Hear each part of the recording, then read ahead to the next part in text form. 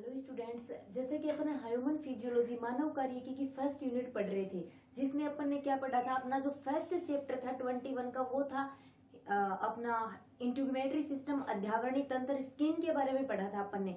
आज अपन स्टार्ट करेंगे अपना ह्यूमन डाइजेस्टिव सिस्टम। 22 का चैप्टर है अपना ह्यूमन डाइजेस्टिव सिस्टम, मानव का पाचन तंत्र। ठीक है, तो जैसे कि अपन जानते हैं पाचन तंत्र क्या होता है, डाइजेस्टिव सिस्टम क्या होता है। नॉर्मल 10th स्टैंडर्ड तक अपन इसके बारे में बेसिक नॉलेज ले लेते हैं कि डाइजेस्टिव सिस्टम क्या होता है। मेनली पाचन तंत्र में क्या होता है कि जो अपने भोजन के पाचन तंत्र वो तंत्र होता है जिसमें अपन जो भोजन करते हैं उसमें जटिल कार्बनिक पदार्थ प्रेजेंट होते हैं। ठीक है, उन जटिल कार्बनिक पदार्थों को डाइजेस्टिव सिस्टम पाचन तंत्र के द्वारा क्या किया जाता है, सरल खाने योग्य अवशोषण योग्य भोज्य पदार्थों में कन्वर्ट कर दिया जाता है। ठीक है, जो अपना डाइजेस्टिव सिस्टम होता है उसमें जटिल कार्बनिक पदार्थों को एंजाइमेटिक जल अपघटन के द्वारा, क्योंकि अपनी जो ये प्रोसेस होती है इसमें बहुत सारे एंजाइम भी भाग लेते हैं, तो जटिल कार्बनिक पदार्थों का एंजाइमेटिक जल अपघटन के द्वारा सरल व अवशोषण योग्य भोज्य पदार्थों में बदलना ही क्या कहलाता है, अपना पाचन तंत्र कहलाता है। अब अगर अपन बात करें जो पाचन तंत्र होता है वो किन से मिलकर बना होता है, तो पाचन तंत्र जो होता है वो अपनी आहार नाल मतलब alimentary canal and digestive glands सहायक ग्रंथियां, ठीक है, इनसे मिलकर बना होता है। पाचन तंत्र जो होता है वो आहार नाल और पाचक ग्रंथियों से मिलकर बना होता है। तो अपन डिस्कस करेंगे सबसे पहले आहार नाल की। ठीक है, ये अपना डाइजेस्टिव सिस्टम का डायग्राम है, पाचन तंत्र का डायग्राम है। इससे पहले भी आपने इस डायग्राम को जरूर देखा होगा। अपन बात करेंगे कि आहार नाल में ये जो अपने जितने भी पार्ट्स प्रेजेंट होते हैं अपनी बॉडी के बारे में, उनकी स्ट्रक्चर क्या होती है, उनका वर्क क्या होता है। ठीक है, अगर अपन एलिमेंट्री कैनाल आहार नाल की संरचना की बात करें तो अपनी आहार नाल जो होती है वो मुख से स्टार्ट होती है। ठीक है, मुख से स्टार्ट होकर अपना एंडिंग पार्ट क्या होता है, अपना एनस या गुदा तक अपनी जो एलिमेंट्री कैनाल है वो फैली रहती है। ठीक है, तो अपनी आहार नाल जो होती है ये कुंडलित एवं पेशीय नली होती है। ठीक है, और एक जीवित अवस्था में जीवित मनुष्य जो होता है उसमें आहार नाल की लंबाई कितनी होती है, लगभग 4.5 मीटर। ठीक है, लेकिन मृत्यु के पश्चात क्या होता है, मृत्यु के पश्चात अपनी आहार नाल जो होती है, अपनी एलिमेंट्री कैनाल जो होता है, उस एलिमेंट्री कैनाल की लंबाई बढ़ जाती है। ये कितनी हो जाती है उसके बाद में, लगभग 7 से 8 मीटर की हो जाती है। ठीक है, ये मृत्यु के बाद की होती है, ये मृत्यु से पहले लगभग इसकी लंबाई 4 से 5 मीटर तक की होती है। अब अगर अपन आहार नाल की जो मुख्य भाग है, आहार नाल के मुख्य पार्ट है, तो उनकी बात करें तो कितने पार्ट होते हैं, मुख, मुख गुहिका, गर्सनी, गर्सिका, आमाशय, अपनी छोटी हाथ, बड़ी हाथ, मलाशय और गुद्दा यानी एनस, इतने जो पार्ट होते हैं वो अपने आहार नाल के क्या होते हैं, मुख्य पार्ट होते हैं। अगर आहार नाल के मुख्य भागों की अपन बात करें तो क्या होंगे, सबसे पहले अपन क्या पढ़ रहे हैं, आहार नाल की संरचना। ठीक है, और इसके मुख्य भाग कौन से हैं, सबसे पहले अपना आएगा मुख, उसके बाद में मुख गुहिका, गर्सनी, गर्सिका,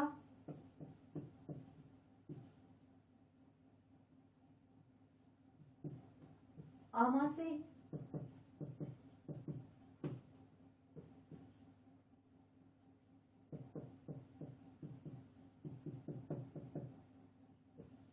उसके बाद में बड़ी आंत,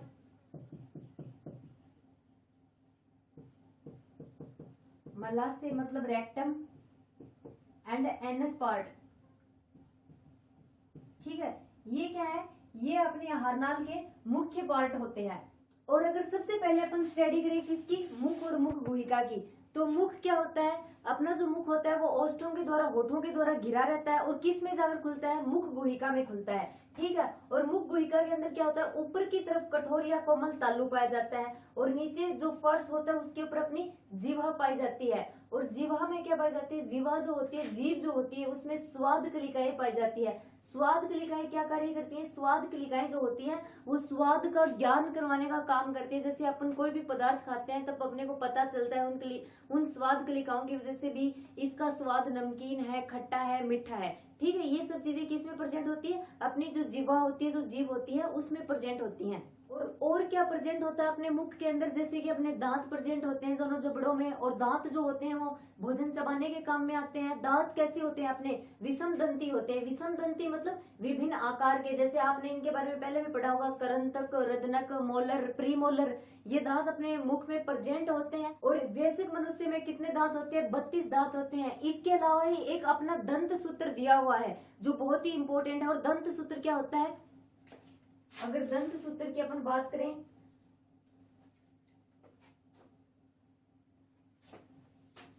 जैसे कि अपन जानते हैं कितने प्रकार के दांत प्रेजेंट होते हैं अपने जबड़े के अंदर, 4 प्रकार के, जिनको क्या बोला जाता है, करंतक, रदनक, चौरणक और अग्रचरणक, जिनको इंग्लिश में बोलते हैं अपन इंसाइजर्स, कैनाइन्स, मोलर्स, प्रीमोलर्स। तो सबसे पहले अपन देख लेते हैं दंत सूत्र। सबसे पहले अगर अपन बात करें इंसाइजर, करंतक जो दांत होते हैं वो अपने जबड़े में टोटल कितने होते हैं, 8 होते हैं, 4 ऊपर और 4 नीचे। ठीक है, 2 अपने जो होते हैं वो इधर वाली साइड होते हैं ऊपर के जबड़े में, और 2 इधर की साइड ऊपर वाले जबड़े में, ऐसे ही नीचे वाले में होते हैं। तो टोटल कितने हो गए, टोटल अपने हो गए 8। ठीक है, अगर इंसाइजर की बात करें तो अपने पास हो गए ये टोटल, फिर अपने इनको मल्टीप्लाई कर देंगे 2 से। अब कैनाइन्स कौन से होते हैं, रदनक दांत कितने होते हैं, रदनक जो होते हैं वो टोटल अपने जबाड़े में कितने होते हैं, 4 होते हैं। ठीक है, उसके बाद में अगर अपन देखें प्रीमोलर्स कितने होते हैं, प्रीमोलर्स या अग्रचरणक टोटल ये पाए जाते हैं 8, 4 ऊपर और 4 नीचे। उसके बाद में बात आती है मोलर्स मतलब चौरणक, और चौरणक के कितने होते हैं, टोटल 12 होते हैं। ठीक है, तो ये हो गई कितने टोटल। अब इनको अपन क्या करेंगे, 2 से मल्टीप्लाई कर देंगे। ठीक है, अब अपने पास कितने आ जाएंगे, टोटल के टोटल 32 आ जाएंगे। ये जो है ये ऊपर डिनोट किए हुए हैं, ये कौन से हैं, ऊपर के जबड़े में 2 और नीचे के जबड़े में 2। ठीक है, यहां से इनको मल्टीप्लाई किया तो ये टोटल कितने हो गए अपने, ये हो गए 8। ठीक है, और ये कितने हो गए अपने 4, और ये कितने हैं 8, और ये 12। अब टोटल काउंट करें तो अपने पास कितने हो जाते हैं, पूरे के पूरे 32 हो जाते हैं। 12 + 8 20 हो गए, 20 + 4 कितने हो गए, 24, और 24 + 8 कितने हो गए, 32। ठीक है, तो ये है अपना दंत सूत्र जो इम्पोर्टेंट है, 1 नंबर में आपसे पूछ सकते हैं। मतलब ये अपने करंतक है, इंसाइजर आइस करंतक, ये है अपने रदनक, और ये है अग्रचरणक, और ये कौन से है, चौरणक। ठीक है, अब अगर अपन दांत की संरचना की बात करें तो दांत जैसे कि अपन जानते हैं अपनी बॉडी में बहुत ही कठोर पार्ट होता है। ठीक है, और दांत में कितने कितने भागों से मिलकर बना होता है, ये 3 भागों से मिलकर बना होता है। 3 भाग कौन कौन से, गिरवा, शिखर और मूल से। ठीक है, गिरवा, शिखर, मूल, ये 3 पार्ट दांत में पाए जाते हैं। सबसे पहले अपन दांत का डायग्राम बना लेते हैं। स्टूडेंट्स, ये अपने दांत की संरचना होती है, कितने पार्टों से मिलकर बनी होती है, 3 पार्टों से, शिखर, गिरवा और मूल। ठीक है, जैसा कि अपन जानते हैं दांत जो होते हैं वो मनुष्य जो होता है वो द्विबार दंती होता है, मतलब उसके 2 बार दांत आते हैं। ठीक है, स्टार्टिंग में जो दूध के दांत अपन बोलते हैं वो कितने होते हैं, 20। उस टाइम कौन से दांत नहीं आते हैं, अग्रचरणक। अग्रचरणक दांत जो होते हैं वो फर्स्ट टाइम जब दांत आते हैं उस टाइम अनुपस्थित होते हैं।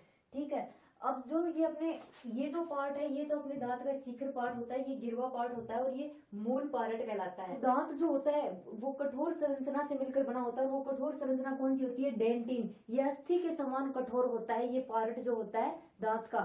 ठीक है, और दांत का जो केंद्रीय भाग होता है उस केंद्रीय भाग में क्या होती है, मज्जा गुहा पाई जाती है। उस मज्जा गुहा में क्या होती है, तंत्रिका, कोशिकाएं, रुधिर वाहिनियां प्रेजेंट होती हैं। ठीक है, दांत का जो केंद्रीय भाग होता है उसको अपन बोलते हैं मज्जा गुहा, और मज्जा गुहा में क्या प्रेजेंट होते हैं, तंत्रिकाएं, रुधिर वाहिनियां जो होती हैं वो प्रेजेंट रहती हैं। और इसका जो आधारी भाग होता है उस आधारी भाग में एक छिद्र पाया जाता है जिसको अपन क्या बोलते हैं, शीर्ष छिद्र बोलते हैं। और इसी छिद्र के द्वारा दंत को क्या दिया जाता है, रक्त एवं केंद्रीय रक्त एवं जो तंत्रिकीय संवहन होता है वो दिया जाता है। इसके आधारी भाग में एक छिद्र पाया जाता है जिसको अपन बोलते हैं शीर्ष छिद्र, और इसी शीर्ष छिद्र के द्वारा दांत जो होता है उसको रक्त या फिर तंत्रिकीय संवहन दिया जाता है। और जो दंत कोशिकाएं होती हैं उन दंत कोशिकाओं की सक्रियता से क्या होता है, दांत जो होता है उसके विकास में वृद्धि होती है। दांत में प्रेजेंट जो दंत कोशिकाएं होती है जब वो सक्रिय होती है तभी दांत में क्या होता है, दांत के विकास या फिर उसमें वृद्धि होती है। लेकिन एक निश्चित आयु के पश्चात ये दंत कोशिकाएं क्या हो जाती हैं, ये दंत कोशिकाएं निष्क्रिय हो जाती हैं। और उस टाइम क्या हो जाता है, दंत कोशिकाओं के निष्क्रिय होने से दांत का विकास रुक जाता है। और अपनी जो ये दंत कोशिकाएं होती हैं ये किसका श्रावण करती हैं, दंत कोशिकाएं डेंटिन का श्रावण करती हैं। ठीक है, दंत कोशिकाएं जो होंगी वो डेंटिन का श्रावण करेंगी। और अपने जो दांत का शिखर होता है वो दांत का शिखर इनेमल के द्वारा ढका रहता है। और ये इनेमल जो होता है वो अपनी बॉडी का सबसे कठोर पदार्थ होता है। तो ये तो हो गई दांत की संरचना। अब आगे अपन बात करेंगे, अपन आहारनाल की संरचना पढ़ रहे थे। आहारनाल की संरचना में ये सारी चीजें अपन ने किस में डिस्कस की है, ये मुख और मुख गुहिका में। ठीक है, अब इसके बाद में अपनी आएगी गर्सनी, इसके बारे में अपन डिस्कस करेंगे। अपनी जो ये गर्सनी होती है ये मुख गुहिका एवं गर्सिका के मध्य का भाग होती है। ठीक है, गर्सनी जो होती है वो मुख गुहिका एवं गर्सिका के मध्य का भाग होती है। और गर्सनी जो होती है ये गर्सनी अपनी श्वसन तंत्र एवं पाचन तंत्र दोनों का सम्मिलित भाग होती है। गर्सनी जो होती है वो पाचन तंत्र का पार्ट भी होती है और श्वसन तंत्र रेस्पिरेशन का पार्ट भी होती है। ठीक है, इंपॉर्टेंट है ये बात, अपनी गर्सिका पाचन तंत्र और श्वसन तंत्र दोनों का भाग होती है। और अपनी जो ये गर्सनी होती है ये गर्सनी ऐच्छिक पेशियों से निर्मित होती है। ठीक है, गर्सनी का निर्माण कौन सी पेशियों से होता है, गर्सनी का निर्माण ऐच्छिक पेशियों के द्वारा होता है। गर्सनी आगे जाकर किस में खुल जाती है, गर्सिका में खुल जाती है। ठीक है, अब अपन गर्सिका की बात करें, गर्सिका क्या होती है, अपनी जो ये गर्सिका होती है इस गर्सिका की लंबाई लगभग 25 सेंटीमीटर तक होती है। ठीक है, गर्सिका की लंबाई कितनी होती है, 25 सेंटीमीटर। और किन से मिलकर बनी होती है, ये सिरोसा, अधोश्लेष्मिका और श्लेष्मिका स्तर से किसका फॉर्मेशन होता है, गर्सिका का फॉर्मेशन होता है। अगर बात करें गर्सनी में क्या होता है, गर्सनी में क्रमांकुंचन गति के द्वारा भोजन किस में प्रवेश करता है, क्रमांकुंचन गति के द्वारा भोजन गर्सिका में प्रवेश कर जाता है। ठीक है, अपनी जो गर्सिका होती है वो अधोश्लेष्मिका, श्लेष्मिका और सिरोसा स्तर से मिलकर बनी होती है। 25 सेंटीमीटर इसकी लंबाई होती है। जो भोजन जो होता है वो अपना क्रमांकुंचन गति के द्वारा गर्सिका में प्रवेश करता है। और एक एपिग्लोट्स नामक एक संरचना होती है जिसको घाटी ढक्कन भी बोला जाता है। ये एपिग्लोट्स या घाटी ढक्कन क्या करता है, अपना भोजन जो होता है उस भोजन को श्वास नली में जाने से रोकता है। ठीक है, एपिग्लोट्स का क्या कार्य होता है, भोजन को श्वास नली में जाने से रोकता है। और फिर गर्सिका के द्वारा फिर भोजन किस में आता है, आमाशय, अपना जो स्टमक होता है उसमें आता है। और अपना जो ये आमाशय होता है ये क्या होता है, जो उदर गुहा होती है उसके डायफ्राम के नीचे बाईं साइड में स्थित होता है। ठीक है, और कैसी संरचना होती है, पेशीय थैलेनुमा एक संरचना होती है। और अपना जो ये आमाशय होता है ये 3 पार्टों से मिलकर बना होता है। 3 पार्ट कौन से, जठरागम भाग, फंडस भाग और जठर निर्गमी भाग। ठीक है, आमाशय के अगर 3 पार्ट्स की अपन बात करें तो इसमें क्या आएंगे, फर्स्ट भाग जो आएगा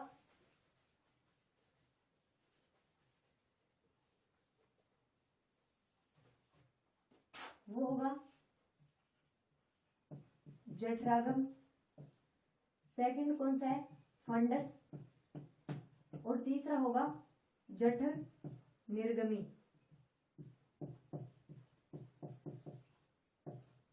इन 3 भागों से किसका फॉर्मेशन होता है, अपने स्टमक का, आमाशय का। अपना जो ये जठरागम भाग होता है ये जठरागम भाग ऊपर का पार्ट होता है। ठीक है, ग्रास नाल के साइड में स्थित भाग होता है। इसमें क्या पाया जाता है, जो भोजन जो होता है अपन जानते हैं गर्सिका के द्वारा आमाशय में पहुंचता है ग्रास नाल के द्वारा। ठीक है, और ये ग्रास नाल के ऊपर प्रेजेंट भाग ही होता है ऊपर की साइड, इन दोनों से ऊपर प्रेजेंट होता है ये। तो क्या होता है, भोजन को वापस ग्रास नाल में जाने से रोकने के लिए यहाँ पर क्या पाया जाता है, जठरागम अवरोधनी। ठीक है, यहाँ पर जठरागम अवरोधनी पाया जाता है। और ये जठरागम अवरोधनी क्या करता है, जठरागम भाग में जब अपना भोजन आ जाता है उस जठरागम भाग में भोजन आने के बाद में भोजन को वापस ग्रास नाल भाग में जाने से रोकता है। अब अगर अपन फंडस भाग की बात करें तो फंडस भाग जो होता है ये आमाशय का 20 का भाग होता है। और लगभग 80% पार्ट जो होता है आमाशय का 80% भाग इसी के द्वारा निर्मित होता है। ठीक है, इसमें क्या होते हैं, इसमें पाचक रस होते हैं जो भोजन को पचाने का कार्य करते हैं।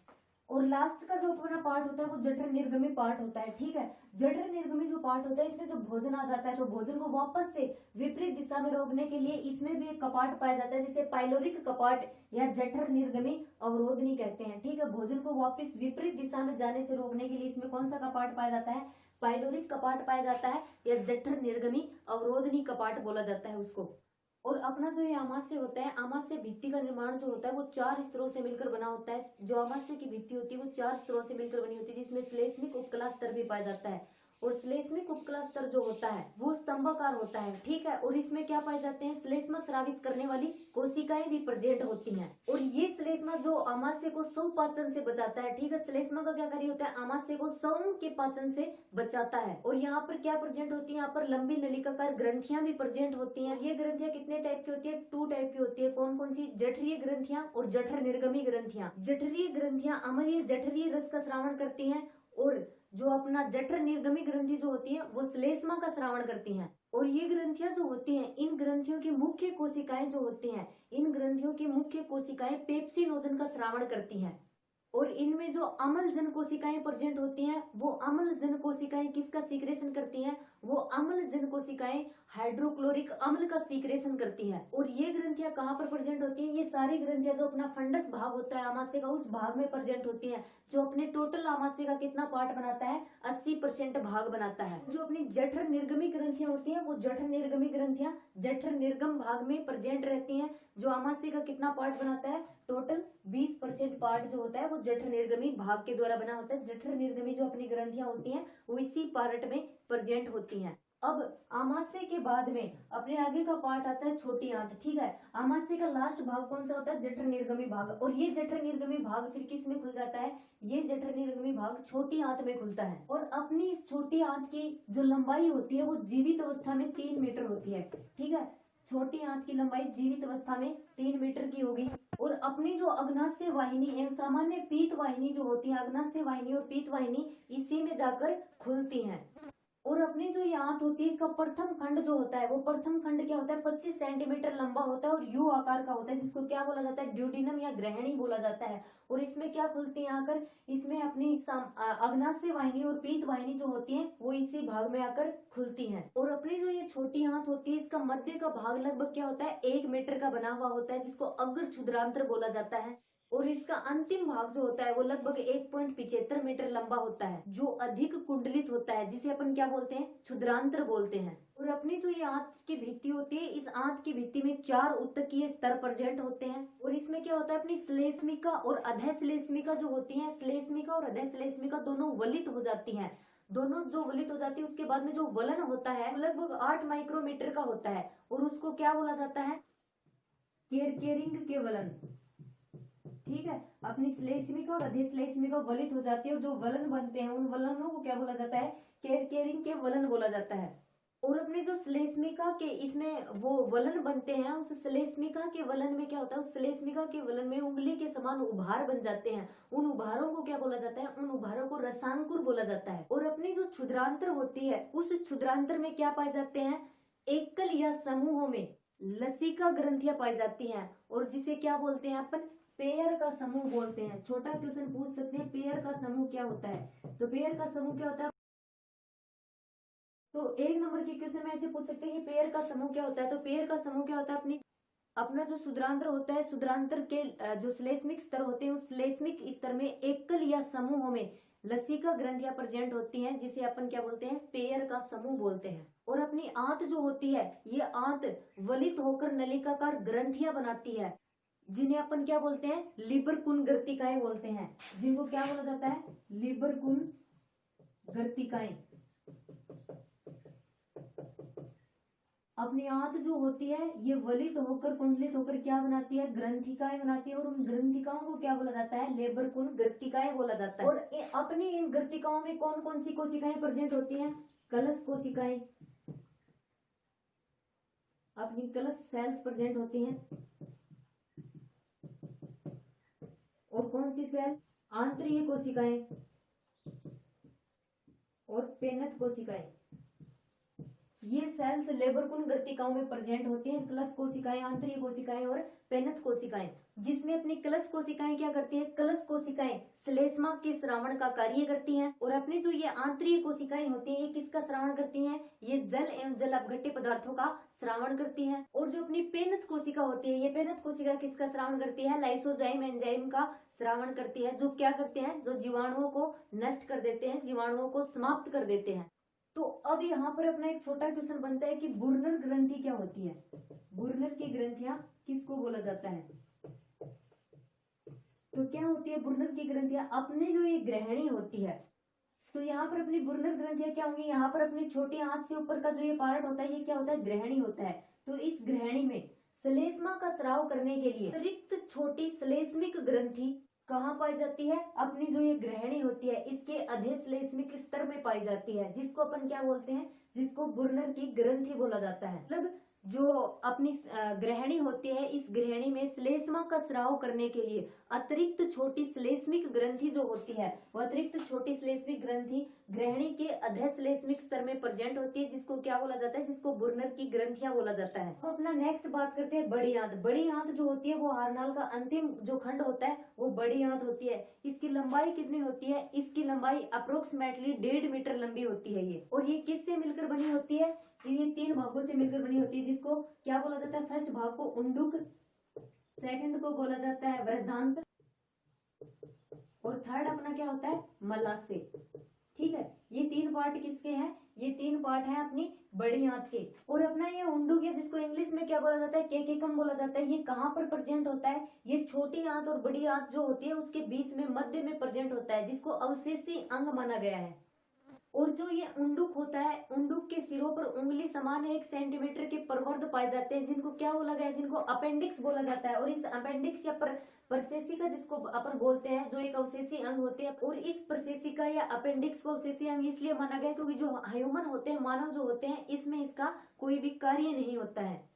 और अपनी जो क्षुद्रांतर या वृद्धांतर जो होती है, इस क्षुद्रांतर और वृद्धांतर के मध्य में एक त्रिकांत कपाट पाया जाता है। ठीक है, उस त्रिकांत कपाट का क्या कार्य होता है? वो त्रिकांत कपाट जो होता है वो पदार्थों को, जो क्षुद्रांतर होती है, क्षुद्रांतर से वृद्धांतर में तो आसानी से आने देता है, लेकिन वृद्धांतर से वापस क्षुद्रांतर में जाने से रोकता है। वो पार्ट जो होता है त्रिकांत कपाट जो पाया जाता है वो। जो अपनी बड़ी आंत होती है उसका अंतिम भाग क्या होता है? उसका अंतिम भाग होता है मलाशय। ठीक है, जो एनएस या गुदा द्वारा बाहर खुलता है। और जो अपनी बड़ी आंत की जो भित्ति होती है, इस बड़ी आंत की भित्ति में 4 उत्तकीय स्तर प्रेजेंट होते हैं। ठीक है, जो अपन ने आमाशय में भी देखा था, वहां पर भी 4 उत्तकीय स्तर प्रेजेंट थे। यहाँ अपनी जो बड़ी आंत होगी इसमें भी 4 उत्तकीय स्तर प्रेजेंट होंगे।